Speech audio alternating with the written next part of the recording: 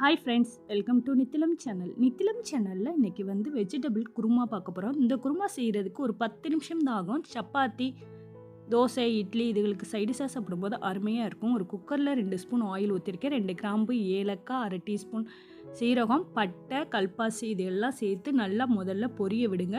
இந்த மாதிரி நல்லா பொரிஞ்சதுக்கு அப்புறம் இது கூட கொஞ்சமாக கருவேப்பிலை, 2 பச்சை மிளகா சேர்த்துக்கிறேன். அடுத்து ஒரு கைப்பிடி அளவுக்கு வெங்காயம், ஒரு பெரிய வெங்காயத்தை கட் பண்ணி சேர்த்து ஆயிலில் முதல்ல நல்லா வதக்கிக்கிறேங்க. இந்த மாதிரி வதங்கினதுக்கப்புறம் இது கூட வெங்காயம் அந்த ஆயிலில் ஓரளவு வதங்கினதுக்கப்புறம் இது கூட ஒரு பழுத்த தக்காளி சேர்த்துக்கிறேன். அடுத்து ஒரு உருளைக்கிழங்கு குட்டி குட்டியாக கட் பண்ணி சேர்த்துருக்கேன். 2 கேரட்டு குட்டியாக சேர்த்துருக்கேன். அடுத்து 4 பீன்ஸை குட்டி குட்டியாக கட் பண்ணி சேர்த்துருக்கேன். ஒரு கைப்பிடி அளவுக்கு பச்சை பட்டாணி சேர்த்துக்கிறேன். இது தோல் நீக்கின பட்டாணி, அதனால் சேர்த்து எல்லாத்தையுமே இந்த ஆயிலில் ஒரு நிமிஷம் வதக்கிக்கிறேங்க. இது கூட வேணும்னா காலிஃப்ளவரோடு சேர்த்துக்கலாம், நல்லாயிருக்கும். இந்த காய்கள்லாம் வதங்குறதுக்கு ஒரு 2 நிமிஷம் ஆகும்.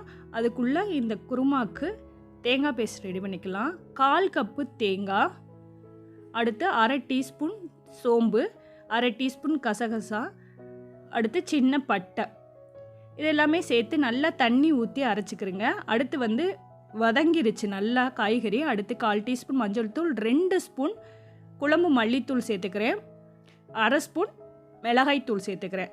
சப்போஸ் குழம்பு மல்லித்தூள் இல்லைன்னா தனி மல்லித்தூள் இருந்தாலும் சேர்த்துக்கலாம். சேர்த்துட்டு ஒரு நிமிஷம் நல்லா வதக்கிக்கிறேங்க.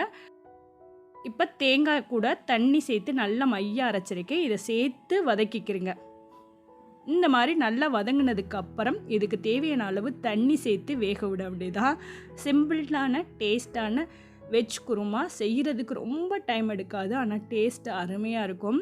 தண்ணி சேர்த்துட்டு ஈவனாக மிக்ஸ் பண்ணிவிட்டு இது தேவையான அளவு உப்பு சேர்த்துட்டு க்ளோஸ் பண்ணி 2 விசில் வச்சு எடுத்துக்கிட்டோன்னா சூப்பராக அந்த காய்கறி வெந்து நல்ல வாசனையான குருமா ரெடி ஆயிரும். 2 விசில் வரவும் ஸ்டவ்வை ஆஃப் பண்ணிவிட்டு ஓப்பன் பண்ணி பார்க்கலாம். பாருங்கள், சூப்பரான கமகமன் வாசனையான 10 நிமிடத்தில் செய்யக்கூடிய வெஜ் குருமா ரெடி ஆயிடுச்சு. ஃபைனலாக கொஞ்சமாக கொத்தமல்லி தூவிட்டு லைட்டாக இனிப்பு சுவை இருந்தால் சூப்பராக இருக்கும். அதுக்காண்டி 1/4 டீஸ்பூன் நாட்டு சக்கரை சேர்த்துட்டு ஈவனாக மிக்ஸ் பண்ணிவிட்டு சர்வ் பண்ண வேண்டியதான்.